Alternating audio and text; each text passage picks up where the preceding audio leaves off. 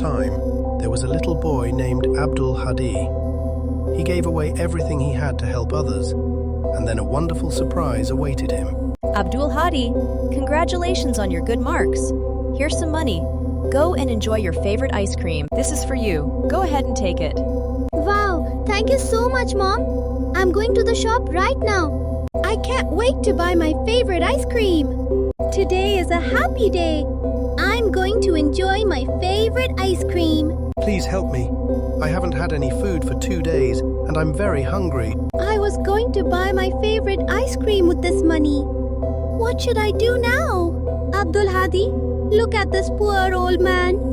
He is very hungry and hasn't had any food for 2 days. Here you go, Uncle. Please take this. May Allah bless you and keep you happy, my child. Abdul Hadi, I don't see any ice cream. What happened to the money I gave you? Mom, I saw an old man who was hungry and hadn't eaten for 2 days. I felt sorry for him, so I gave him all my money. Well done, my son. You showed kindness and generosity today. Allah never forgets the good we do for others. Mom, does Allah really reward our kindness and generosity? Yes, my son. When we do good things for others, Allah rewards us many times over.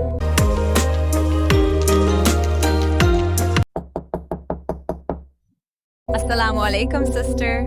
Today we are celebrating with a small gathering at our home. As a special surprise, I brought Abdul Hadi his favorite chocolates and ice cream. You see, Abdul Hadi? You're right, Mom. Allah gave me much more than I expected. More than just an ice cream. Be kind, be generous, and help others whenever you can.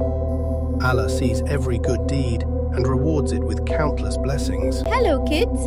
If you enjoyed this story, please give it a like, share it with your friends, and subscribe to our channel for more exciting stories and valuable lessons. Thank you all, and see you in the next video.